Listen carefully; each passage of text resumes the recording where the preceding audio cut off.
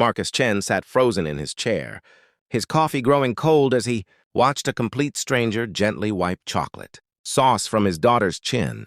His throat tightened, and for the first time in 3 years, tears blurred his vision, not from exhaustion, not from frustration, but from witnessing something he'd almost forgotten existed.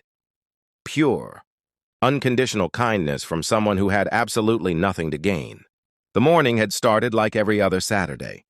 Marcus woke at dawn in his penthouse overlooking downtown Seattle, his mind already racing through the endless checklist that defined his life as a single, father to 7-year-old, Emma, physical therapy at 8, medication at 9:30, lunch cut into tiny pieces, constant vigilance for seizures. His daughter, born with cerebral palsy, required round-the-clock care, and despite his wealth, despite the fleet of nannies, therapists and specialists his fortune could buy, Marcus had learned the hard way that money couldn't purchase what Emma needed most: genuine human connection. His latest nanny had quit yesterday, the 5th one in 6 months. "She's a sweet child, Mr. Chen," the woman had said, refusing to meet his eyes. "But this job is just too demanding." What she'd really meant, Marcus knew, was that Emma's disabilities made her uncomfortable. People always said his daughter was sweet, but they rarely stuck around long enough to discover she was also funny, stubborn, and obsessed with butterflies. Desperate for normalcy and needing to clear his head, Marcus decided to take Emma out for breakfast. They'd try the small diner 3 blocks from his office building, a place he'd driven past 1,000 times but never entered. The Silver Spoon Cafe didn't look like much from the outside, wedged between a dry cleaner and a bookstore, its neon sign flickering weakly in the gray Seattle drizzle. The moment they entered, Marcus felt conspicuous. His Italian leather shoes squeaked on the checkered linoleum floor. The other patrons, construction workers, elderly couples, a tired-looking mother with 3 kids, glanced up at him and Emma with a mixture of curiosity and wariness. He'd worn his usual Saturday outfit of designer jeans and a cashmere sweater, and now he felt overdressed and out of place. Emma's wheelchair caught on the doorframe, and Marcus struggled to maneuver it inside, feeling his face flush with embarrassment as the entrance bell jangled loudly. His daughter made her happy sound, a high-pitched squeal. That meant she was excited, but he noticed several diners flinch at the noise. "Good morning. Welcome to the Silver Spoon." The voice was warm and genuine, cutting through Marcus's discomfort. He looked up to see a waitress approaching, her smile reaching all the way to her eyes. She was probably in her mid-30s, with dark hair pulled back in a practical ponytail and the kind of face that suggested she'd seen hardship but refused to let it harden her. Her name tag read Sarah. "Hi there, sweetheart," Sarah said, crouching down to Emma's eye level without hesitation. "I love your butterfly shirt. Butterflies are my favorite, too. Do you know what my favorite kind is? The monarch. They're orange and black, and they travel thousands of miles every year. Pretty amazing, right?" Emma's eyes lit up, and she made her excited sound again. Sarah didn't flinch. She didn't look uncomfortable or fake her smile. She simply beamed at Emma as if she were the most delightful person she'd met all day. "Let me get you guys set up at a table with extra space," Sarah continued, already moving chairs aside to accommodate the wheelchair. "We have pancakes this morning that are shaped like Mickey Mouse. Would you like to try some?" Marcus found his voice. "That would be great. Thank you." As they settled in, Marcus watched Sarah move through the diner with efficient grace. She balanced plates, refilled coffees, and chatted with regulars, but every few minutes, her eyes would drift back to their table, checking on them. When she brought their food, she'd arranged Emma's pancakes with extra care, adding a whipped cream smile and strawberry eyes. "There you go, beautiful girl," Sarah said, setting down the plate. Marcus began the familiar routine of cutting Emma's food into manageable pieces, angling his body to shield them from the stares of other diners. His daughter's motor control issues meant eating was a slow, messy process, and he'd grown accustomed to the looks, pity, discomfort, sometimes even disgust. But then his phone rang. His business partner, calling about the merger that had consumed the last 6 months of his life. "I'm sorry, I have to take this," Marcus said apologetically to Emma, stepping a few feet away but keeping her in sight. The call was more complicated than expected. 5 minutes turned into 10. When Marcus glanced back at their table, his heart stopped.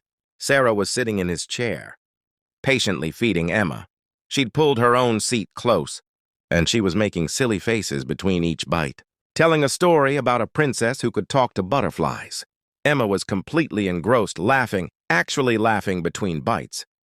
Chocolate sauce ringed her mouth, and Sarah was gently wiping it away with a napkin, her movements tender and unhurried. But that wasn't what made Marcus's breath catch.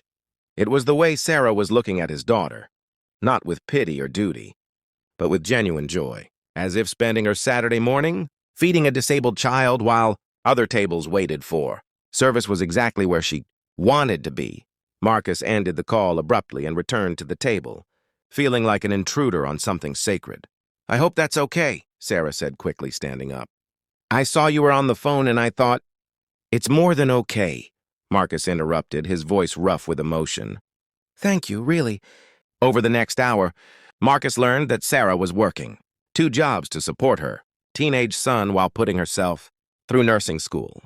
She'd lost her husband to cancer 4 years ago and had been rebuilding their lives piece by piece ever since. She worked at the diner mornings and weekends and at a nursing home during the week.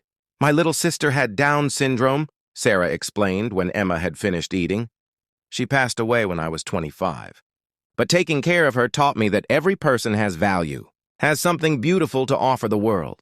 Your daughter is special, Mr. Chen. I can see it in her eyes." Marcus felt something crack open inside his chest.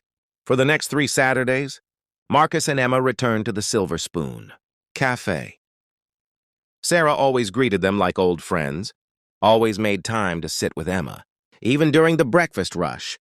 She learned Emma's favorite foods, the way she liked her juice diluted, the songs that made her happy. She never treated his daughter like a burden or a charity case.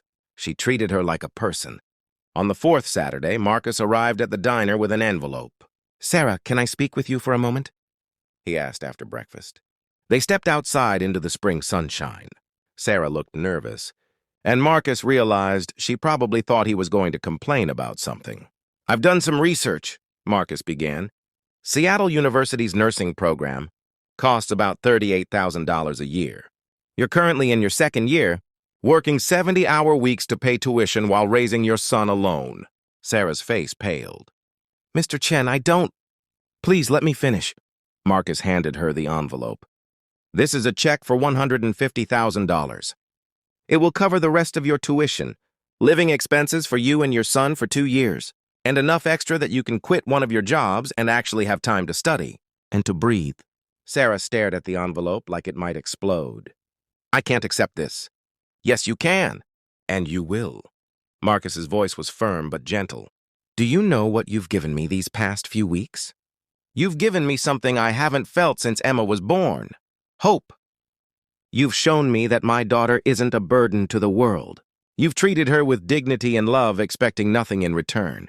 You did that while juggling 2 jobs and nursing school, while dealing with your own grief and struggles. That's not just kindness, Sarah. That's heroism." Tears were streaming down Sarah's face now. "She's an amazing little girl. I didn't do anything special." "That's exactly the point," Marcus said softly. "To you, treating my daughter with respect and love wasn't special. It was natural. But you'd be shocked how rare that is. Most people see the wheelchair first and the child second. You saw Emma first, always." Sarah opened the envelope with shaking hands, gasped at the check, and then did something that surprised Marcus. She laughed, a bright, joyful sound that made several passers-by smile. "My sister used to say that butterflies were angels in disguise," Sarah said, wiping her eyes. "She said they showed up exactly when you needed them most. I think Emma might be my butterfly." Marcus felt his own eyes burning. "I think you might be ours." 6 months later, Marcus stood in the audience at Sarah's nursing school graduation, Emma in her wheelchair beside him, both of them cheering louder than anyone else in the auditorium. Sarah had finished in the top 10% of her class, and she'd already accepted a position at a pediatric rehabilitation center. But the real celebration had happened the week before, when Sarah agreed to become Emma's primary caregiver, not as hired help, but as family. She and her son moved into the guest house on Marcus's property, and for the first time in years, His home felt less like a medical facility and more like an actual home. Emma's doctors said she was making unprecedented progress. Marcus knew it wasn't just the therapy or the medication. It was love. The simple, transformative power of being seen and valued for exactly who you are.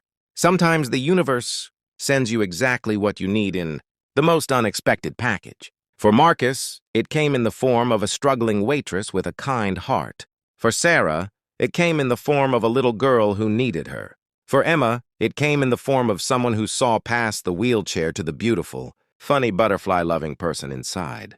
And for all of them, it came in the form of a reminder that wealth isn't measured in bank, accounts, or stock portfolios. Real wealth is measured in moments of connection, acts of kindness, and the courage to show up for each other when it matters most. Marcus still remembers that first morning at the Silver Spoon Cafe, the moment he watched a stranger wipe chocolate from his daughter's chin with such tenderness that his whole world shifted. It was the moment he learned that the greatest gift you can give another person isn't money or opportunity. It's seeing them, really seeing them, and loving them for exactly who they are.